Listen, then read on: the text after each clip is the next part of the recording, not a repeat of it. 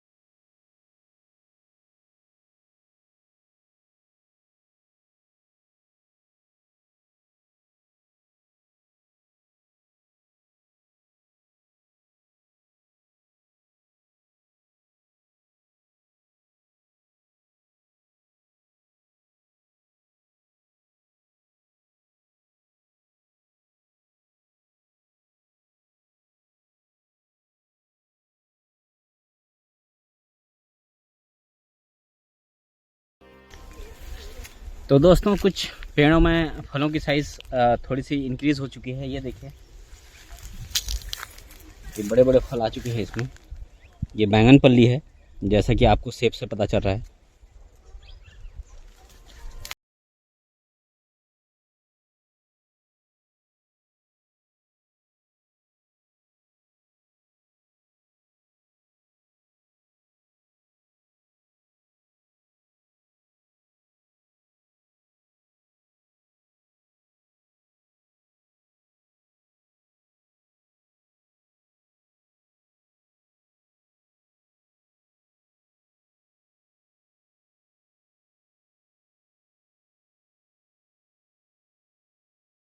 तो देखिए किस तरह से फ्लावरिंग आई है। अब मैंने हमेशा से कहा है कि हम बीच में फसल लेते हैं। इसके पहले हमने पूरे खेत पे मूंग की फसल ली थी। अब मूंग हो जाने के बाद हमने फिर से लगाई है। दिखाना चाहूँगा मैं ये मूंगफली।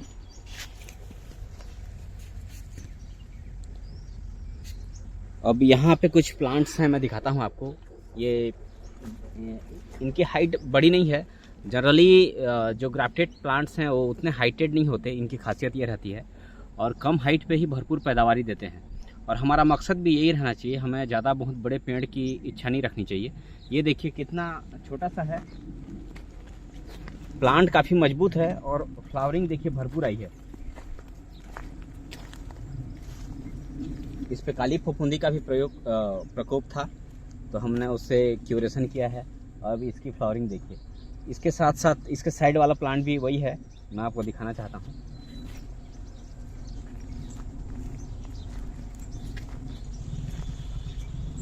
तो इनकी खासियत ये रहती है, ये प्लांट छोटे रहते हैं, भरपूर पैदावारी आती है और काफ़ी सुंदर दिखता है। इसके पीछे वाला भी प्लांट देखिए।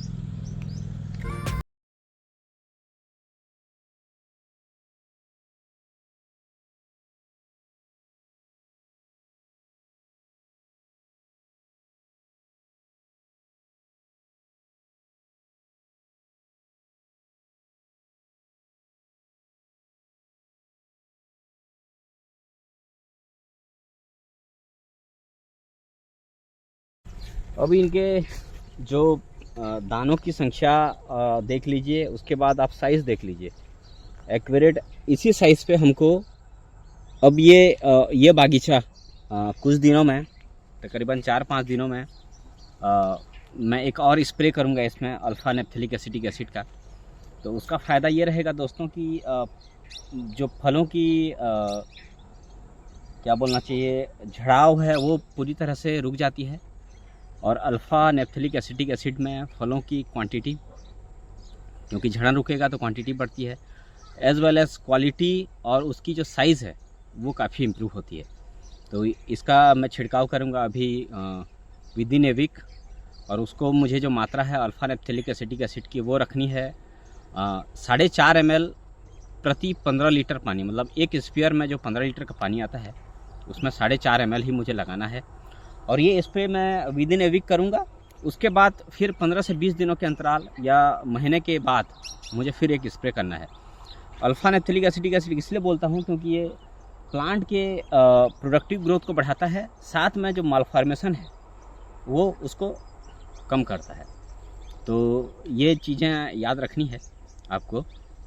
मटर के दाने जैसे हुए फल तो आपको स्प्रे करना है। इसके बाद कुछ पेड़ों में दोस्तों प्रॉब्लम हुई है, खासकर झड़न में। और जैसा कि मैंने प्रीवियस वीडियो में बताया था कि कई सारी चीज़ें रहती हैं झड़न के, तो कुछ प्राकृतिक कारणों से जिन पे हमारा कंट्रोल नहीं रहता है उसमें भी झड़न हो रही है 1-2 प्लांट में। तो अभी आपको मैं तुरंत दिखाता हूँ उसको। तो उस चीज़ को दोस्तों क्या करना है आपको, क्या कर सकते हैं वो आपको बताता हूँ। चलिए, जैसा कि आप देख सकते हैं ये वाला प्लांट, इसमें हाईली अफेक्टेड है। ये ब्लैकिश हो गया है, पाउडर फॉर्म में भी है, इसको पाउडरी मिल्डो भी कहते हैं। बाकी हम जो है उस पर नहीं जाएंगे कि क्या किसको कहा जाता है एग्जैक्टली साइंटिफिक वर्ड में। आपको मन में बस बिठा के रखना है कि इस तरह की कुछ होती है दिक्कत।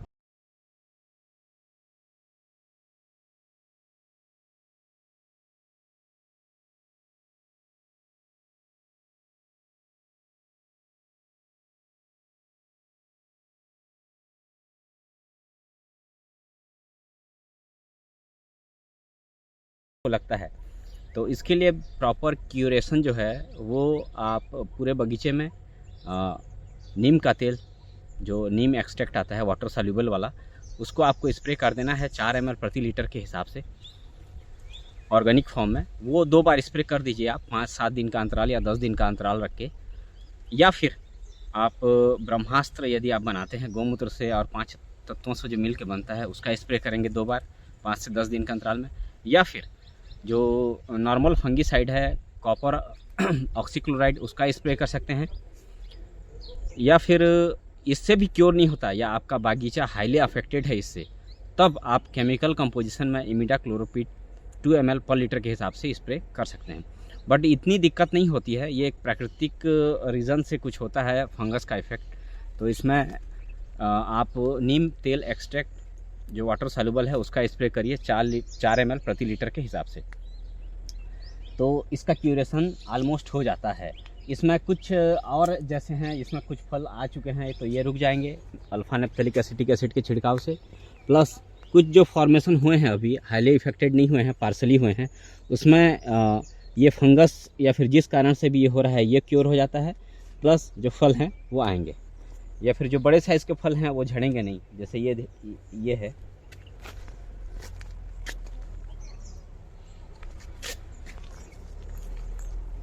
तो आने वाले वीडियो में दोस्तों हम इसी के बारे में बात करेंगे। और अभी तो जस्ट इसके बाद मैं बताता हूँ आपको खाद डालने का क्या तरीका है। बाकी कौन कौन सी वैरायटीज़ है इसके बारे में बहुत सारे कमेंट्स आते हैं, तो थोड़ा सा फल आने दीजिए, साइज़ आने दीजिए, फिर हम डिटेल में जाएंगे उस बारे में। आपको ले चलता हूँ अभी, अब खाद किस तरह से डालना है उसके बारे में डिस्कस करेंगे। तो दोस्तों ये एक मेरा एक हाई डेंसिटी वाला प्लांट है, ये प्लांटेशन एरिया है जिसमें हमने बादामी, अल्फांसो और बैंगनपल्ली और रसालू ऐसे कुछ वैराइटीज़ हैं। तो ये वाला फॉर्म भी देखिए किस तरह से फ्लावरिंग हुई है, इस पर भी हमने अल्फा नैप्थेलिक एसिटिक एसिड का स्प्रे किया था। चलिए दिखाता हूँ आपको।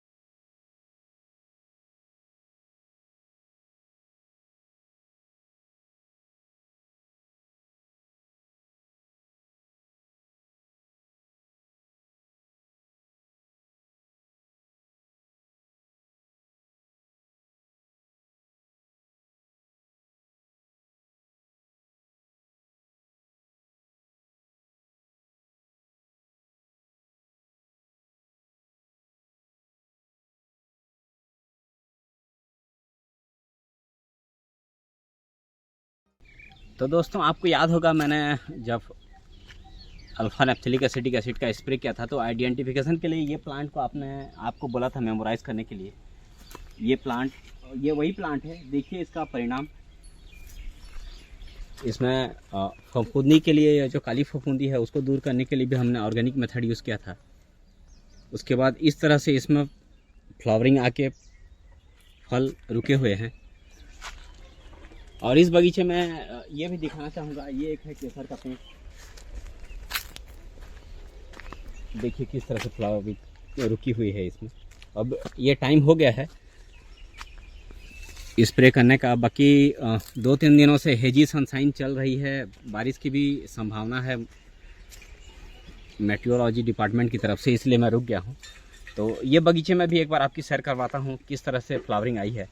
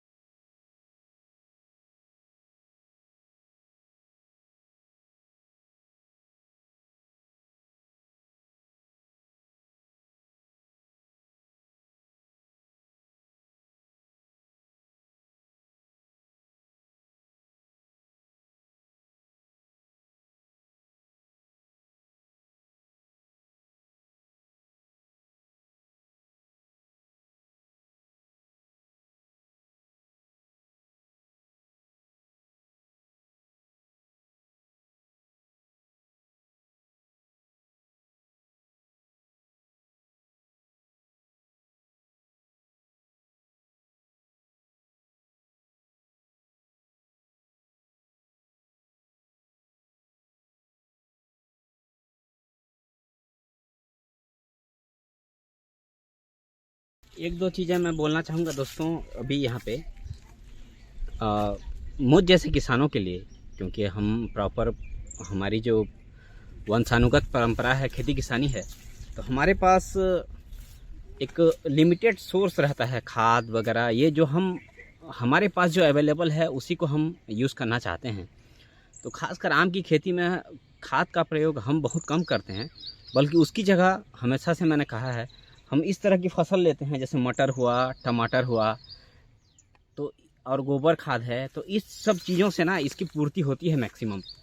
फिर भी मैं आम के लिए स्पेसिफिक कोई खाद आपको रिकमेंड नहीं करता।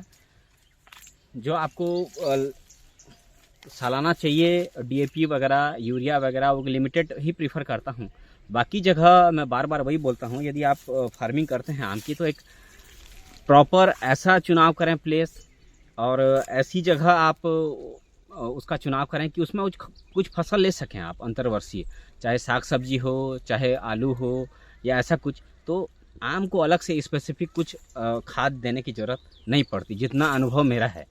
और मेरे जैसे किसानों के लिए ये प्रॉपर, जैसे गांव देहात हैं जहाँ पे मैं बिलोंग करता हूँ, ऐसा कोई सोर्स भी नहीं है कि मैं किसी के थ्रू हमेशा अवेलेबल करा सकूँ। ये जैसे माइक्रो न्यूट्रिएंट है, तो 1 किलो का जो दाम है वो लगभग 200-150 रुपये पड़ता है। तो जैसे मेरे पास 470 या 500 के करीब पेड़ हैं, मैं कितने पेड़ को दे सकूँगा, ये एक कल्पना करिए आप। और मैं उतना इन्वेस्टमेंट यूज़ करूँगा तो भी प्रॉपर ये सब छोड़नी पड़ेगी मुझे, सिर्फ फोकस आम पे ही करना पड़ता है, तो जो पॉसिबल नहीं रहता। तो मुझ जैसे किसान हैं प्रॉपर, तो उनको मैं गाइड करना चाहता हूँ कि आप ऐसा हाई डेंसिटी आम पेड़ लगाने की जगह थोड़ा सा दूरी रखें, और बीच में आप अंतर्वर्षीय फसल लेते रहें, तो आपको वो जो सारी चीज़ें एक्स्ट्रा एफर्ट करने की कुछ ज़रूरत ही नहीं है। ये प्रॉपर वे है। और अभी आपको दिखाता हूँ कि मैं जो डीएपी है वो कैसे देता हूँ।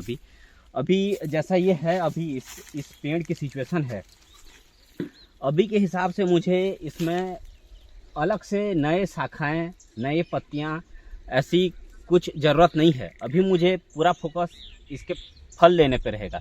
तो मैं प्लांट के वेजिटेटिव ग्रोथ को रोककर पूरी तरह से प्रोडक्टिव ग्रोथ लेना चाहूँगा। मुझे अभी प्रोडक्शन चाहिए इसमें, जितना मैक्सिमम मैं इससे ले सकूँ। तो प्रोडक्टिव ग्रोथ के लिए हम फोकस करेंगे। मैं डालना चाहूँगा डीएपी या फिर एनपीके भी डाल सकते हैं, साथ में माइक्रोन्यूट्रिएंट। तो माइक्रोन्यूट्रिएंट यदि आप बिलोंग करते हैं या आपके पास अवेलेबल है तो डाल सकते हैं, या मैं तो फिर डीएपी ही डालूंगा अभी, क्योंकि मैं अंतरीय वर्षीय फसल लेता हूं। और यदि हो सके तो मैं फिर फ्यूचर में डालना चाहूँगा माइक्रोन्यूट्रिएंट। बाकी हम प्रीफर करते हैं, यदि आपकी आम की प्रोडक्टिव ग्रोथ आपको लेनी है तो प्रोडक्टिव ग्रोथ के लिए डीएपी और साथ में माइक्रोन्यूट्रिएंट। तो चलिए वो अलग से एक तरीका बताता हूँ आपको मैपिंग का, कि आम के किस हिस्से में किस तरीके से आप उसको डालें तो आप उसका आम को प्रॉपर ग्रोथ मिले, वो खाद को खींच सके। और साथ में यदि सिंचाई, जैसे मैं अंतर्वर्षीय फसल लेता हूं तो मैं सिंचाई बहुत कम करता हूं, और अभी तो बिल्कुल प्रीफर नहीं करना चाहिए, क्योंकि आम के प्रॉपर फूल अभी आना शुरू हुए हैं, कई जगह आ रहे हैं। तो अभी थोड़ा सा रुकना है अभी हमको सिंचाई के लिए। यदि बारिश हो जाती है तो उस पर तो कोई कंट्रोल नहीं है। चलिए उस हिसाब से हम खाद डालेंगे अभी, ताकि देखते हैं क्या होता है। साथ में हम प्रेफर करेंगे सिंचाई का उसके बाद, खाद डालने के बाद। तो अभी हम पूरा फोकस हमारा रहेगा पूरी तरह से आम के प्रोडक्शन के ऊपर, कि हम अधिकाधिक साइज़, फलों की साइज़ भी हमें अच्छी मिले, और संख्या भी हमें अच्छी मिले, और उसकी क्वालिटी भी अच्छी इम्प्रूव हो। तो चलिए दिखाता हूँ आपको वो तरीका।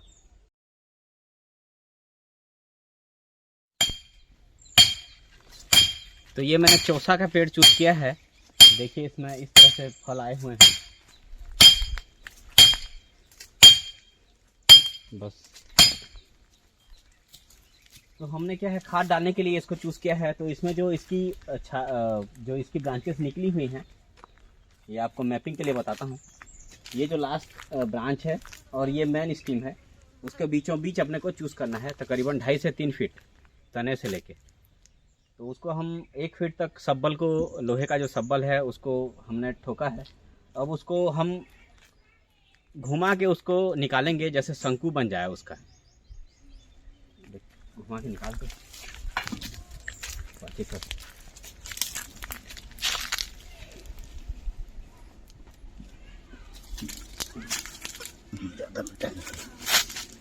कुछ नहीं, धीरे से। इसमें अब जो चारों तरफ से ऐसा हमको डालना है शंकु बना के खाद, और ऊपर से इसमें मिट्टी डालनी है। तो ये रो टू रो उस हिसाब से करेंगे, जैसे इस तरह से स्टेम से ये इसके सामने वाला जो दिख रहा है आपको वो भी इसी में आ जाएगा।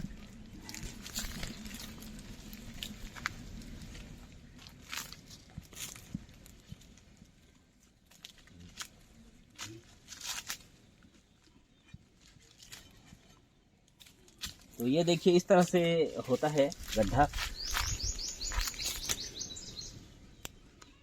और आपको दूरी दिखा दूं इसके तने से, ये दूरी ऐसे हमको चारों तरफ करनी है, ये चारों दिशाओं में।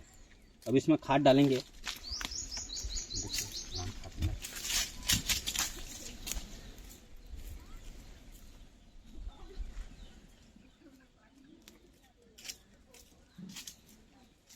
देखो फुल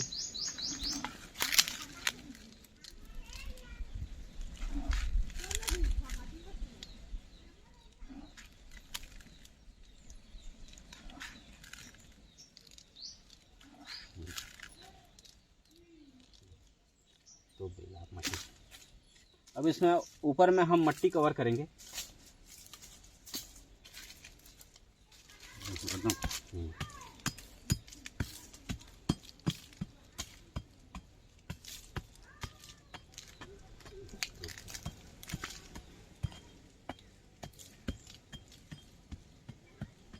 ऐसे हमको चारों दिशाएं में करनी है इसकी।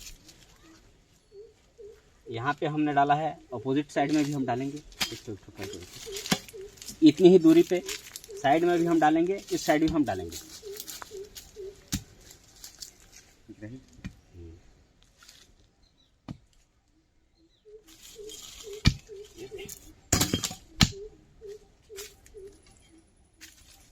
एक फीट गहराई लेनी है आपको। इसकी जो भूमिगत गहराई रहेगी या जो कोन बनाएंगे आप नीचे, वो 1 फीट तक रहेगी उस हिसाब से। और बाकी भी प्लांट जो दिख रहे हैं इसमें आपको करना है।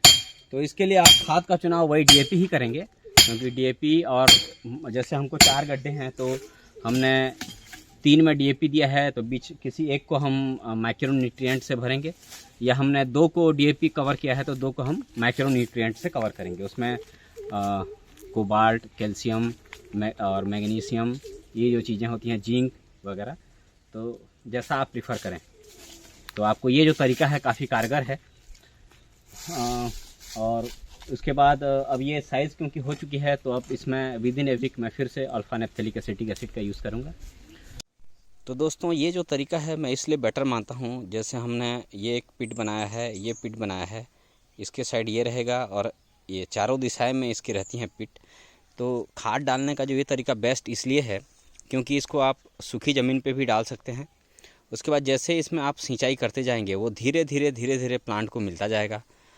और क्योंकि अपन 1 फीट की गहराई तक जा रहे हैं ज़मीन पे, इससे थोड़ा ज़्यादा भी जाएगा, तो मॉइस्चर क्या है इसका मेंटेन रहता है।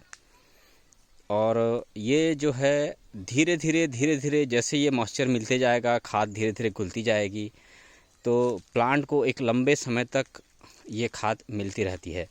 और इसमें जैसे अपन एक ही पिट में हमने 4 होल किए हैं प्लांट के, तो एक पिट में तकरीबन ऑलमोस्ट 450 ग्राम से ऊपर ही जा रहा है खाद, ऑलमोस्ट आधा किलो भी जाएगा वो। तो ये एक लंबे समय तक, तो ये तरीका उपयोग करें। और सिंचाई कर रहे हैं तो और बेटर है। सिंचाई में ये रहता है कि एक साथ आप खाद डालेंगे तो वो पूरी तरह से एक ही बार में घुल जाती है, प्लांट को लंबे समय तक धीरे धीरे नहीं मिल पाती। तो ये तरीका बेटर मैं मानता हूँ, ये तरीका उपयोग करें। और ये प्लांट छोटा भी हो तो कोई दिक्कत नहीं है, छोटे प्लांट में आपको छोटी गहराई रखनी है और लंबे समय तक मिलेगा। प्लांट के डायरेक्ट टच में भी नहीं आता तो लंबे समय तक वो मिलेगा। और साथ में डायरेक्ट टच में नहीं आता है इन द सेंस प्लांट को एक साथ ज़्यादा खाद मिलेगी नहीं, तो मरने की मोर्टेलिटी की चांसेस भी 0 हो जाते हैं।